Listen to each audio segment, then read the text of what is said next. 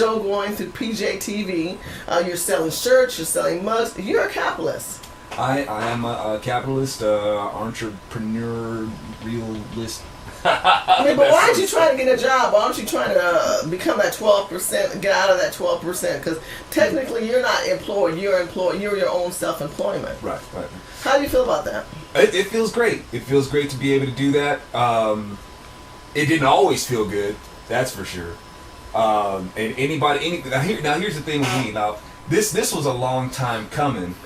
Because I think I myself got caught up in sort of an entitlement mentality. Working a 9-to-5 job didn't appeal to me at all. Why not? I mean, there's a lot of people, they depend on that job to pay their families. Exactly. But see, in my instance, because I grew up on MTV, and my sense of entitlement was like, man, I should be up on stage. I should be doing this. I should be doing that. I should be making all the fame and so on and so forth. But while you're doing that and you get so caught up in what you think you deserve out of that, you forget to put in the work that's necessary to get there. You know what I'm saying? It's like, you get to this, because a lot, like when people say that, like, who was it, McCain, said that, people can't do certain kind of jobs that illegal immigrants won't do. And I'm not trying to go back there. Right. But it isn't so much that they can't do the work. Sometimes in their mind they won't do the work. Okay. Because they may So feel you're a like, pretty humble man. You're willing to wear whatever hat it takes. I got humbled. That was a process. How did you become humble? What took you to that process?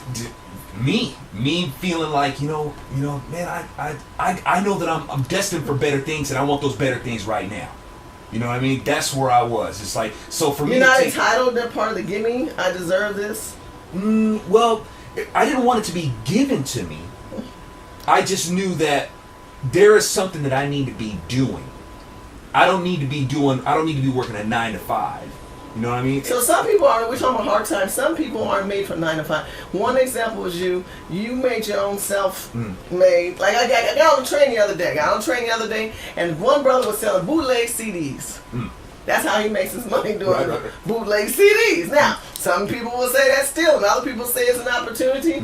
There's different controversies over that. But it's another small form of capitalism done in a... But to get there, like... Stealing is probably one of the oldest forms of capitalism. What's that? Theft. No, that's more socialism. That's legislative theft. That's right. But, here's the thing. To get to this point, it took a lot of me, coming to a Jesus moment. Okay. But That's important, hey. But in doing so, I had to realize that, hey, you gotta. There's gonna be a lot of doing what you have to do in order to do what you want to do. Okay. Thank God I'm able to do more of what I want to do now. But it took that step. It's like, okay, you know what? I can't stop turning down jobs, because. I don't want to do that. I need to be doing this. It's like you need to pay your bills. So once you were focused to find out where you wanted to be, you were good. Yeah. I mean, when you... So in hard times... When you took responsibility too, Cheryl, listen to what the brother's saying. This goes whether you Republican, Democrat, or whatever. Look what the brother said. He said he had some times, like all of us, when he had lapses, and who ain't had lapses? Right. Okay, we all had lapses in that. He took responsibility for change. And like you've been telling him, Shirley, with that shirt, tells him. Today maybe is the day for change, right? The day for change. Whatever. Take responsibility, get off your ass. I'm going to shut up things. You guys got 30 seconds. I'm going to give you 15 seconds and 15 seconds. I'm cutting you off. Okay. Golf or Dwayne Bobbitt. What's the answer? Let people clean up. That's, there's people out there wanting to clean up. They want to volunteer to get out there and do their other countries, and they're stopping other countries from even cleaning up. I don't understand that part, says. They've gone through oil spills in Australia, and they're saying, hey, we'll help you. And America's ego, because of President Obama saying, we don't want you.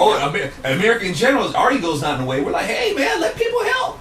Well, here we go again. Totally agree. You know what's so funny? The governments is the ones resisting the help. The people want the help. Even though I will say this one thing.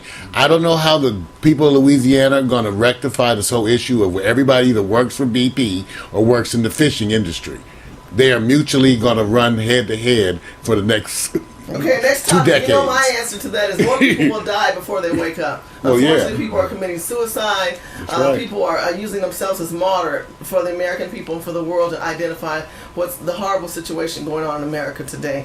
And I hate to see things like that happen. I would ask you, if you're a disgruntled American and you're not happy with what's going on, don't do that to yourself. Speak out in other ways. But I think there's going to be more of that before we get out of this. We'll start on this side. Export, import.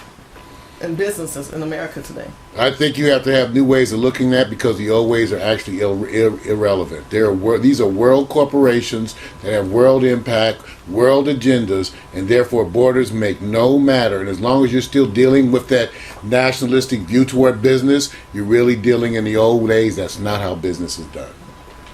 Hey, I'm all about free trade, so do handle business, but I'd really like for business to stay within America. Okay. And here's the thing about importing and exporting. If America would realize that if you lower taxes on business, you wouldn't have to worry so much about competing globally so much. Mm-hmm. I think it should be open to, but how do you minimize it is that you make sure that the government is business friendly, and make sure that business has the freedom and the hiring power to do business. You'll keep more jobs in America. And there you go. But for some reason, we have a government that seems like you can make Kool-Aid sweeter by adding more water. Well, my thoughts on that one are exporting. We still continue to export to China, to Egypt, to India, we export to the Philippine Islands. We have jobs that Americans are saying that they won't take, or they're saying that we won't take. I think the manufactured jobs need to come back to America. I think we need to have more American-made items. I do think that small capitalists are taking advantage of this. You can go to Elance, E-L-A-N-C-E, and those are websites that basically you can hire somebody for $3 an hour to do a lot of your work online. E-L-A-N-C-E. Go to Elance and you'll see that. You can be a small capitalist as a Republican. See, that's what we do a little bit different. They're going to teach you to be dependent. That's why Democrats are such freaking losers in the urban community. They're effed up, man. They're a bunch of buzzheads. All they care about is your ass being dependent, being welfare recipients, wanting you to get that WIC, wanting you to wait for your next check, watch TV, and stay on your ass. Get off your ass. Get online. Start learning and educating yourself. Go on YouTube. Learn about export, importing. If you want to start a company, if you got a product like a pen or a hairline or whatever product you have, a capitalist is a Republican. We will help you as a Republican become better at what you do. Democrats are going to do that. They're going to sit back and tell you to rely on those urban politicians that do shit for you and ain't gonna do anything but continue to squat in one mouth and come out another hole. Export, import. Keep that in mind. You can do that. You can do that by going to Elance and start interacting, learn other cultures, learn other countries. It's okay to visit there. And because you know what, you're legal. You can come back here. All right. Well, I have some news for you guys, so you know that Governor Schwarzenegger just reduced the wage for 200,000 employees in the state of California to $7.25 an hour. Now he's gonna go to court because that's less than the minimum. That's what I'm saying. That's less than the minimum. But remember now, I'm not sure if that's legal or not legal. But I remember I told you part of what I do in politics is I love to sit back and watch dog and pony shows. That's what they put on the show for the public. It may or may not be. I don't know. How do you feel about that? To look well, I guess if they're signing it, if I don't know if it's legal, but there is an issue with the minimum wage. We agree. There's an issue affecting business. Minimum wage is a fraud. It's an illusion, right? So this is one of the reasons why I don't support minimum wage. It's like, look, okay, you're gonna raise a person's wage. Now, who's gonna pay for that? Now, when the business has to, we're gonna have to fork over X amount of money to pay this person minimum wage. In order to recover our costs, we're gonna have to pass that cost on onto the consumer. We're gonna have to raise the prices of our products.